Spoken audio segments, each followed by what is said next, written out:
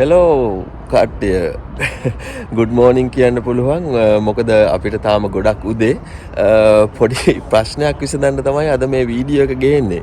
පේනවද පිටිපස්සෙන් මම ඉන්නේ එන් ෂොපින් ට්‍රේන් ස්ටේෂන් එකේ.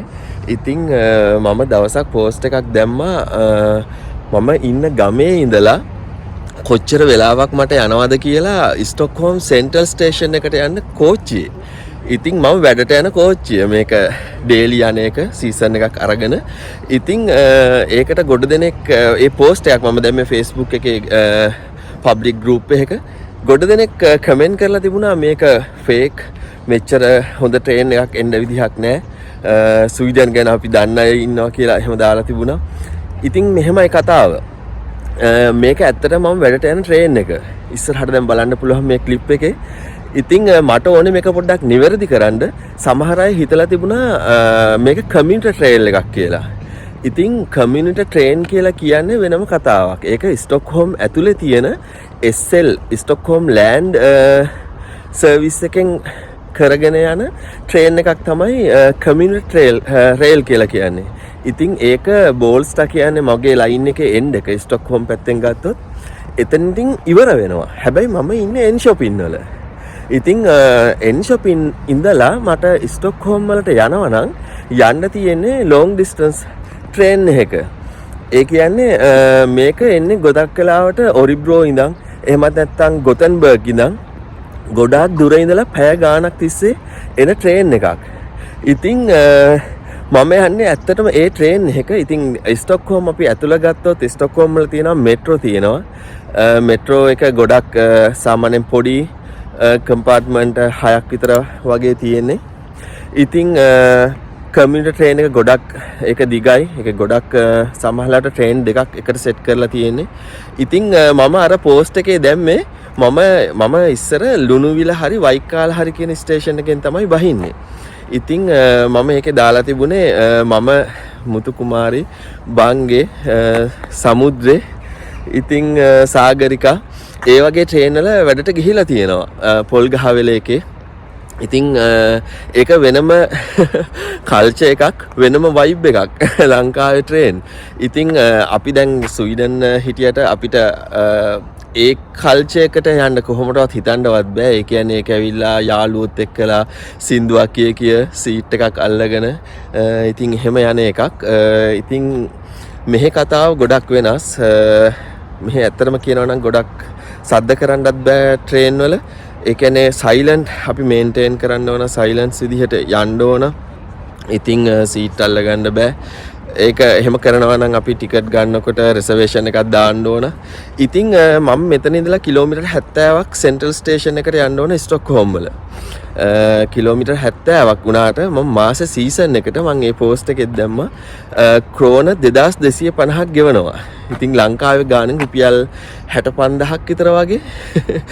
ඒක සැලරි එකට සාපේක්ෂව ඉතින් වෙනස්. ඔයගොල්ලෝ දන්නවා. ඉතින් ක්‍රෝන 2250ක් මම ගෙවනවා kilometre 70ට.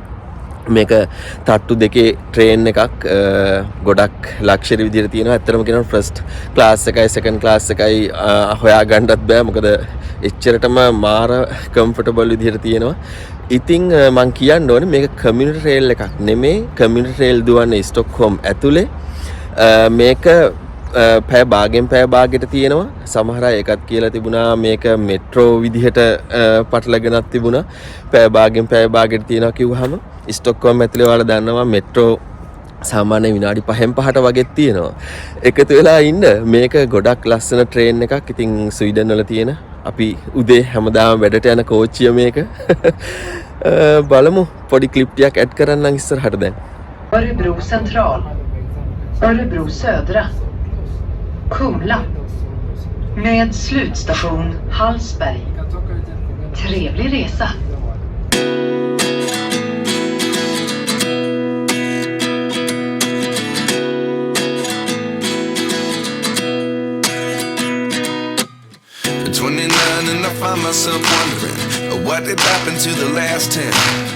ran away with my life, fast forward, never turn back again. It's kind of funny that the more we pass time, the more we need to set the rewind. And 19 was the year I had to leave you, but now I'm seeing all the signs. Is this really happening? I can't believe it's true.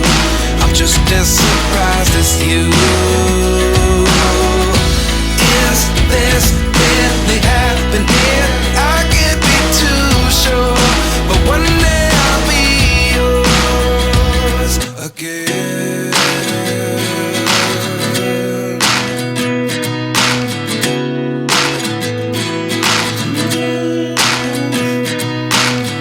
Life lessons come one in a dozen. The other 11 get something from nothing. ඉතින් ඔයාලා දැන් මේ දකින clips මම ඔය post එක දාන දවසේම මම ගත්ත වීඩියෝ ක්ලිප්ස් ටිකක් ඇත්තටම කියනවා නම් සමයක නිසා සෙනග ටිකක් අඩුයි ඒ නිසා ට්‍රේන් එකේ උඩටයි යටටයි හැමතැනම මට යන්න පුළුවන් වුණා බලමු මේ තියෙන ඇත්තටම අපේ ට්‍රේන් එක දවස ගානේ වැඩට යන එක ඔයාලගේ අදහස කමෙන්ට් එකකින් දාන්න ඉතින් යාළුවොත් එක්කලා ෂෙයා කරගන්න පිටරටක ට්‍රේන් එකක් ඇත්තටම මටත් ගොඩක් ආසාවෙන් මම මේ වීඩියෝ එක කරේ අවංක අදහස මේකේ කමෙන්ට් එකක් විදියට දාන්න thank you I sit here looking for an answer. Maybe the biggest question was in the last chapter. You gave me the soul I have today. Without you I never could have moved away. But now I see what you teach. I do believe I